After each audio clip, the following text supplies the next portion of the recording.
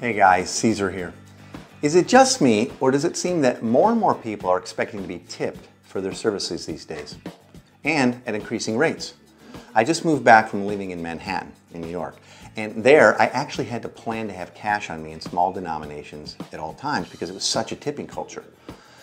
Why do some people get tipped extra money for doing their jobs and others do not? And how should we respond to that? And what about people who kind of stink at their job but expect to be tipped well anyway? Is tipping a hassle, or is it an opportunity to practice generosity? And could it actually be a way to keep our own hearts aligned with the heart of God in little microbursts? As far as I know, my friend Jeff Vanderstelt was the first to coin this phrase, gospel tipping. Okay? It was his suggestion that we tip people, waiters, baristas, taxi drivers, doormen, etc., in light of how well we believe God has blessed us in accordance to our performance. It works like this. We usually give good tips to people who we believe have given us good service. They've performed up to our expectation, and we might tip quite a bit less, right? We might tip less or withhold a gratuity altogether from folks that we believe have given us poor service or had a less than awesome attitude.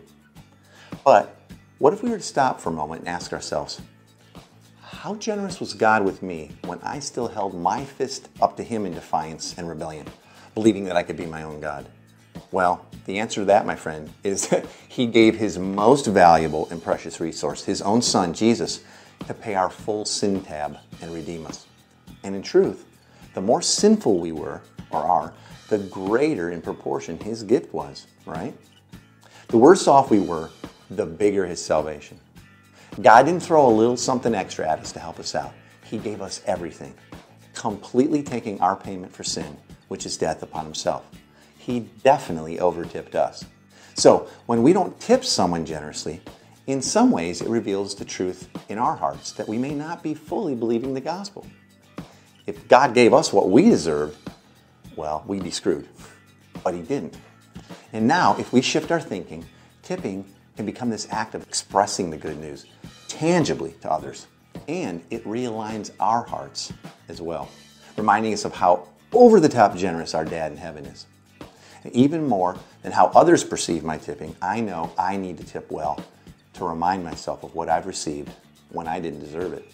So, later today or tomorrow, or whenever you're tempted to give someone a small tip because of their poor performance, the next best time to think about gospel tipping and living as good news is now. How about you? When you receive poor service at a restaurant, what is usually your response? How might that change in light of this? Hey, leave me a note in the comments below, or better yet on Facebook. And as always, thanks for watching.